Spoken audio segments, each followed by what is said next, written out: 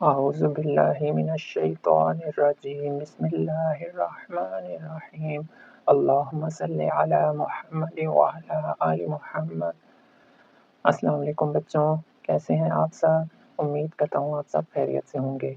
आज की इस वीडियो में हम exercise 1.4 question number 2 second part से स्टार्ट करेंगे। हमें दो इक्वेशंस गिवन हैं, हमने इन्हें सॉल्व करना है। तो अब हम लोग इसे सब्स्टिट्यूशन मेथड से सॉल्व करेंगे, जैसे प्रीवियस क्वेश्चन किया था।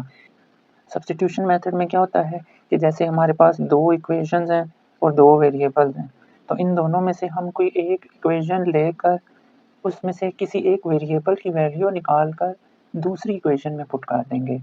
जैसे हमारे पास ये दो इक्वेशंस हैं ना, तो हम इक्वेशन नंबर 2 में से हम अगर कोई एक वैल्यू निकाल के इक्वेशन नंबर 1 में पुट कर दें। अच्छा, इससे पहले हमें ये नज़र आ रहा है कि इक्वेशन नंबर 2 में आयोटा दोनों टर्म्स में आ रहा है, तो हम माइनस आयोटा को पहले कॉमन ले लेते हैं। ठीक है, तो हमारे पास आ जाएगा यहाँ पर z, क्योंकि माइनस कॉमन लें तो साइन चेंज हो जाते हैं, और यहाँ पर प्लस और w is equal to -1 plus iota. अब माइनस आयोटा को यहाँ पर डिवाइड कर देंगे। अब ये माइनस आयोटा दोनों के नीचे अलग अलग से डिवाइड हो जाएगा, तो ये हो जाएगा -1 over minus iota plus iota over minus iota हो जाएगा।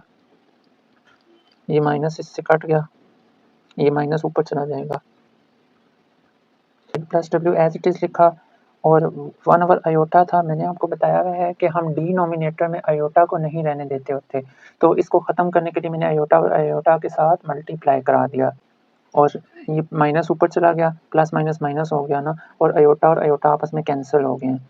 ठीक है, और आयोटा वन ज़ा आयोटा और आयोटा मिलके आयोटा स्क्वायर, और उसकी वैल्यू -1 होती है। ये माइनस इस तरह लिखा और यहाँ पे 1 बच गया।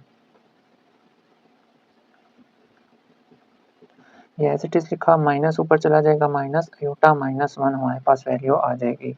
इसको मैं इक्वेशन नंबर 3 का नाम दे देता हूँ। जैसे शुरू में बताया कि हम किसी एक इक्वेशन में से वैल्यू निकाल के दूसरी में पुट करते हैं, तो हमने इस इक्वेशन को सॉल्व कर किया है ना थोड़ा, तो ये बनी है, यानी अब इसमें से हमने वैल्यू निकाल के जो इसके अलावा है उसमें पुट कर देनी है।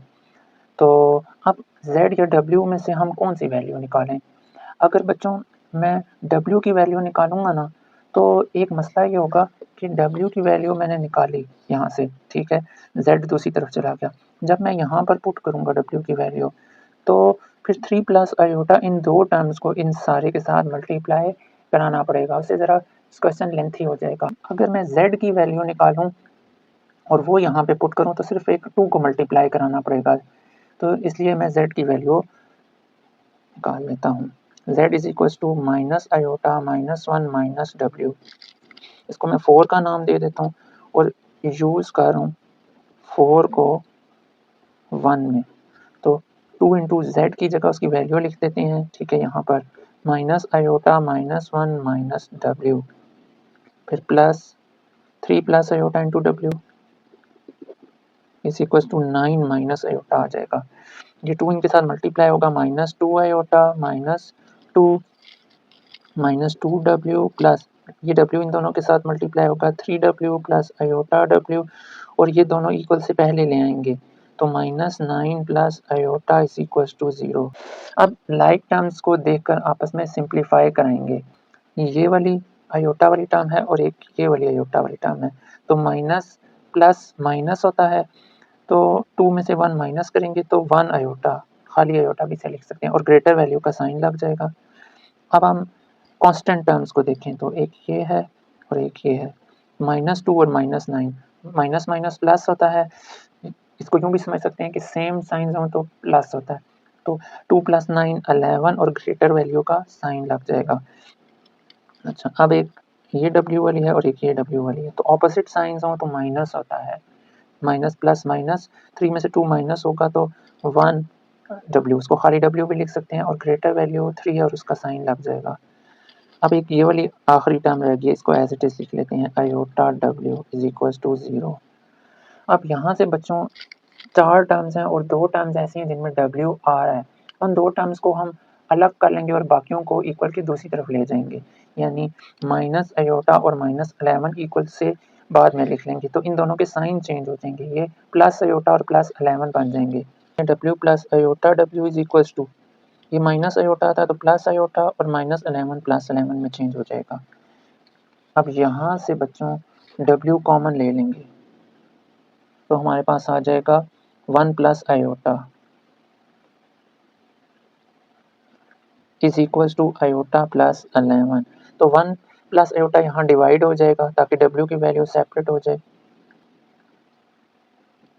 अयोटा बच्चों हमने डिनोमिनेटर में अयोटा नहीं रहने देना होता ना, तो हम इसे मल्टीप्लाई करा देंगे 1 माइनस अयोटा के साथ और डिवाइड भी करा देंगे। अब यहाँ पे बच्चों ऊपर अयोटा को इन दोनों के साथ मल्टीप्लाई करेंगे तो अयोटा वन ज़ा अयोटा और यहाँ मल्टीप्लाई होगा तो अयोटा और अयोटा मिलके अयोटा स्क्वायर बन जाएगा और उसकी वैल्यू -1 पुट हो जाएगी। अब प्लस है तो साइंस इनके चेंज नहीं होंगे और प्लस 11 इन दोनों के साथ मल्टीप्लाई होगा तो 11 वन ज़ा 11 और प्लस माइनस माइनस 11 अयोटा आ जाएगा, ये साइन नहीं चेंज हुआ। डिनोमिनेटर में ना बच्चों a प्लस बी और a माइनस बी वाला फार्मूला यूज हो जाएगा, वो होता है a square minus b square के। ये अयोटा एज इट इज लिखा minus minus plus 1 plus 11 minus 11 iota over 1 का स्क्वायर 1 आ गया माइनस अयोटा स्क्वायर की वैल्यू पुट हो जाएगी -1। w is equal to 1 plus 11 is equal to 12 आ जाएगा और प्लस माइनस माइनस होता है तो 11 में से 1 माइनस करेंगे तो 10 अयोटा और ग्रेटर वैल्यू क्या है 11 है तो ग्रेटर वैल्यू का साइन लग जाएगा divided by 1 minus minus plus होता है तो 1 प्लस 1 इज इक्वल टू 2 हो जाएगा। अब ये 2 इन दोनों के नीचे अलग अलग डिवाइड होगा तो w की वैल्यू आ जाएगी 12 ओवर 2 माइनस 10 ओवर 2 अयोटा, इनकी कैंसिलेशन होगी 2 6 12 2 5 10 तो 6 माइनस 5 अयोटा, ये हमारा एक आंसर आ गया। अब हमने w की वैल्यू को इक्वेशन नंबर 4 में पुट करेंगे तो z की वैल्यू आ जाएगी, इसको मैं 5 का नाम देता हूँ यूजिंग 5 इन 4 तो z is equal to minus iota -1 minus w है और w की वैल्यू क्या है 6 माइनस 5 अयोटा। अब यहाँ पे बच्चों एक बात याद रखनी है कि आपने जब पीछे माइनस हो तो ब्रैकेट लगा के लिखना है क्योंकि माइनस इस पूरे के साथ आ रहा है। ये हो जाएगा माइनस अयोटा -1 प्लस माइनस -6 और माइनस माइनस प्लस 5 अयोटा। तो लाइक टर्म सॉल्व कर लेते हैं, माइनस माइनस प्लस होता है तो 1 प्लस 6 7 और ग्रेटर का साइन लग गया और अब ये माइनस प्लस माइनस होता है तो 5 में से 1 माइनस करेंगे तो 4 अयोटा और ग्रेटर वैल्यू का साइन लग जाएगा। ये हमारे पास z की वैल्यू आ गई है। रिपीट कर लेते हैं, हमें दो इक्वेशंस गिवन थी, हमने सब्स्टिट्यूशन मेथड से इसे सॉल्व किया। उसमें ये होता है कि हम किसी एक इक्वेशन में से कोई एक वैल्यू निकाल के दूसरी इक्वेशन में पुट करते हैं। तो हमने इक्वेशन नंबर 2 में से वैल्यू निकाली है। हाँ, पहले ये किया कि हमने इसे ज़रा सिंप्लीफाई कर लिया, माइनस अयोटा था उसे कॉमन लेके डिवाइड कराया, दोनों के नीचे अलग अलग, फिर डिनोमिनेटर में अयोटा नहीं रहने देना था तो मल्टीप्लाई अयोटा ओवर अयोटा के साथ और ये दोनों आपस में कट गए थे -1 और अयोटा वन ज़ा अयोटा और अयोटा मिलके अयोटा स्क्वायर और उसकी वैल्यू होती है -1, माइनस ऊपर चला गया। अब ये इक्वेशन है 2 की जगह ये, क्योंकि इसे सिंप्लीफाई हो गया ना तो इस इक्वेशन में से वैल्यू निकाल जो इससे ऊपर है उसमें पुट कर देंगे। तो मैंने z की वैल्यू क्यों निकाली, क्योंकि z की वैल्यू निकाल के मैं यहाँ पुट करूँगा तो सिर्फ एक 2 मल्टीप्लाई कराना पड़ेगा और अगर w की निकालूंगा यहाँ पुट करूँगा तो इन दोनों को w के साथ मल्टीप्लाई कराना पड़ेगा, उससे क्वेश्चन लेंथी हो जाएगा। z की वैल्यू निकाली, पुट की, यहाँ पर 2 इनके साथ मल्टीप्लाई किया और w किया और ये इक्वल के जो बाद वाली थी उन्हें इक्वल के पहले ले आए हैं ताकि इक्वल के एक तरफ 0 हो जाए। अब हमने लाइक टर्म्स को सॉल्व किया, अयोटा वालों को किया, कांस्टेंट वालों को आपस में सॉल्व किया, w वालों को किया और ये अयोटा w ऐसे ही रह गया। फिर उसके बाद क्योंकि w की वैल्यू निकालनी थी तो जो w के अलावा था वो इक्वल के दूसरी तरफ हम ले गए हैं, ठीक है ना। ये माइनस अयोटा और -11 इन दोनों के साइन चेंज हो गए हैं और ये इसी तरह से रहा, यहाँ पे w दोनों टर्म में था उसे कॉमन लिया और जो बाकी था वो इक्वल की दूसरी तरफ डिवाइड कर दिया। अब डिनोमिनेटर में अयोटा नहीं रखना तो इसका कॉन्जुगेट यानी प्लस आयोटा था तो माइनस आयोटा के साथ मल्टीप्लाई डिवाइड कराया। अब ऊपर जो प्रीवियस क्वेश्चंस में आप सीख चुके हैं कि आयोटा इन दोनों के साथ मल्टीप्लाई हुआ, फिर प्लस 11 इन दोनों से हुआ। नीचे a प्लस बी और a माइनस बी वाला फार्मूला यूज़ हुआ, इन्हें सिंप्लीफाई किया, ये 2 अलग-अलग डिवाइड किया तो w की वैल्यू आ गई। अब ये जो w की वैल्यू थी ना, ये वापस से यहाँ पर पुट करने से z की वैल्यू हमने कैलकुलेट कर लिया है।